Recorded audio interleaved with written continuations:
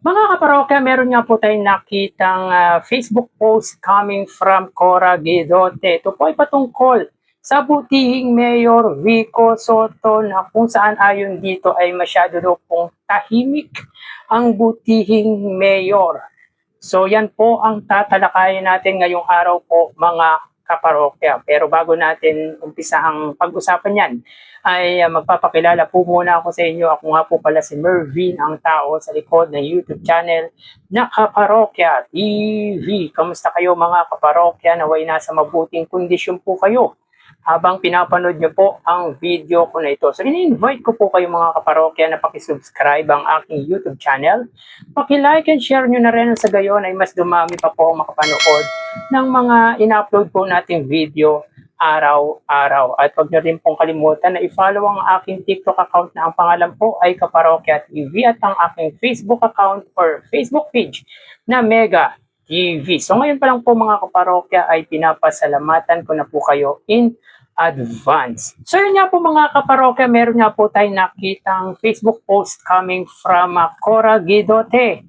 And as I research mga kaparokya, ay dati po pala itong empleyado ng gobyerno at di lang po siya simpleng empleyado dahil opisyalis po siya ng BSP or Bangko Sentral ng Pilipinas. Kung di po tayo nagkakamali, ang BSP ay Bangko Sentral ng Pilipinas. At ayon dito mga kaparokya ay tila kino-call out nga po nito ang butihing Mayor Vico Soto.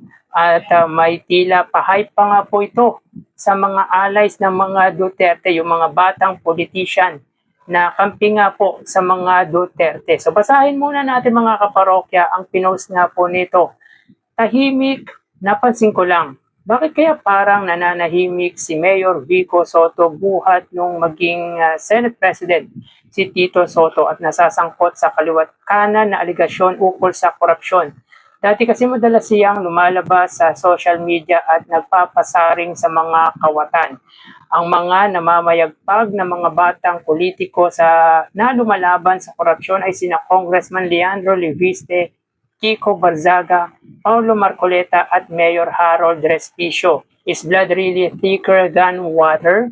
So grabe yung mga politician na binanggit po dito ay mga allies nga po ng mga Duterte. But anyway mga kaparokya, ever since naman po ay hindi naman po talaga sumasali sa national issue ang butihing Mayor Vico Soto. At kung napansin nito na netong mga nagdaang taon ay talagang vocal si Mayor Vico Soto sa usaping korupsyon ay dahil po na i-involve yung mga taong under nga po sa jurisdiction ng kanyang lungsod. At ito nga po ay ang mag-asawang Diskaya, si Curly Diskaya at Sara Diskaya na nakatunggali pa nga po ni Mayor Vico Soto bilang mayor nitong nagdaang mayoral election.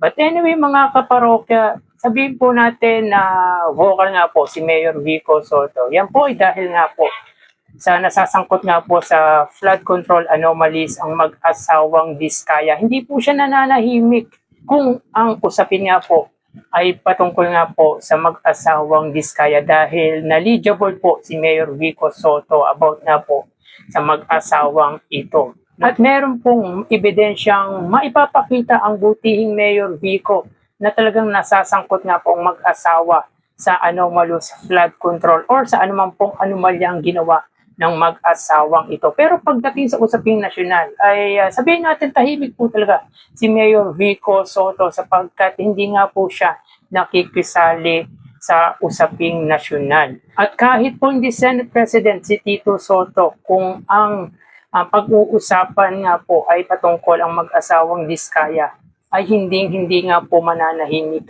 ang butihing mayor sapagkat gusto nga po nitong protektahan ang kanyang lungsod na nasasakupan. Alam naman po natin na inilalayo ng butihing Mayor Vico Soto ang kanyang mga constituent sa politika. Dahilan kung bakit naging vocal ang butihing Mayor Vico Soto about sa korupsyon sa nasabing lungsod. Di lang po mga Diskaya, basta korupsyon na nai-involve nga po sa lungsod ng Pasig ay hindi po nananahimik yan ang butihing mayor unless kung nasyonal na issue ay talagang hindi nga po natin maririnig si Mayor Vico Sotto na pag-usapan ang patungkol nga po sa nangyayaring korupsyon dito sa ating bansa. Marami pong trabaho at marami pong dapat asikasuhin ang buting Mayor Vico Sotto bilang isang Chief Local Executive ng lungsod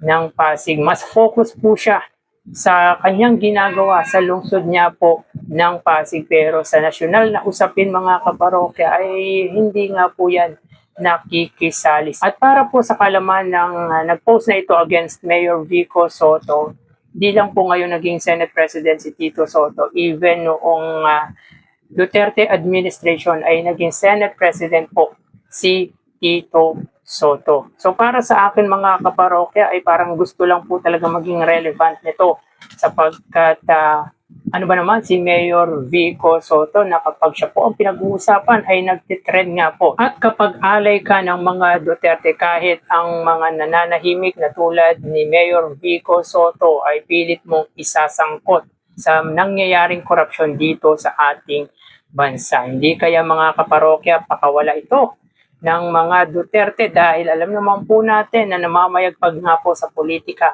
ang butihing mayor at kung di po tayo nagkakamali itong nagdaang senatorial race or senatorial survey ay isa nga po sa nangunguna bilang senador si Mayor Vico Sotto at po pwedeng ito ang isa sa dahilan para gibain ang pangalan ng butihing Mayor Vico Sotto ang i-involve nga po sa usaping korupsyon dito sa ating bansa. Kumbaga, binabagsak, sinisira ang kredibilidad ng butihing Mayor Vico Sotto. And knowing naman po mga kaparokya, yung mga nabanggit na politician nito tulad nila Leandro Leviste ay mga allies ng mga Duterte. Kaya very vocal ang mga ito pagdating sa usaping korupsyon sapagkat gusto nga nilang ma-involve ang kasalukuyang Pangulo na si Pangulong Bongbong Marcos.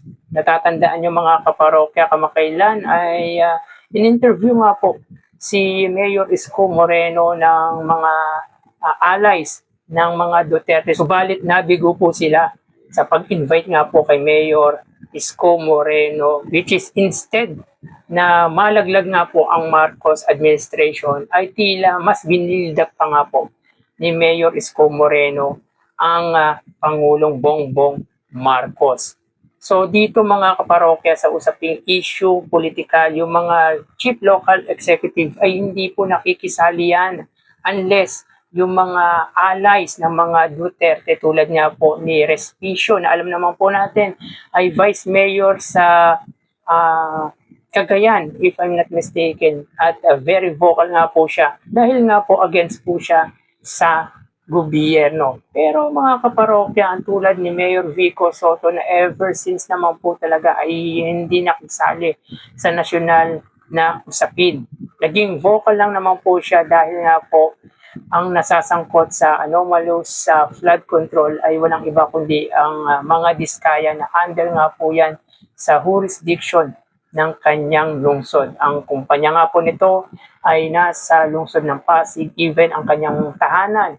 Ang kanilang tahanan ay nasa lungsod ng Pasig. Todo atake mga kaparokya ang mga Duterte kay Mayor Vico Sotto sapagkat magpasa hanggang ngayon kahit tahimik pagdating sa national issue, ang butihing mayor ay talagang hindi po siya nawawala sa usaping politika dito sa ating bansa. Yan po kasi mga kaparokya ang nagagawa ng mabuting paggogobyernong in-apply or ginawa nga po nito sa kanyang nasasakupang lungsod.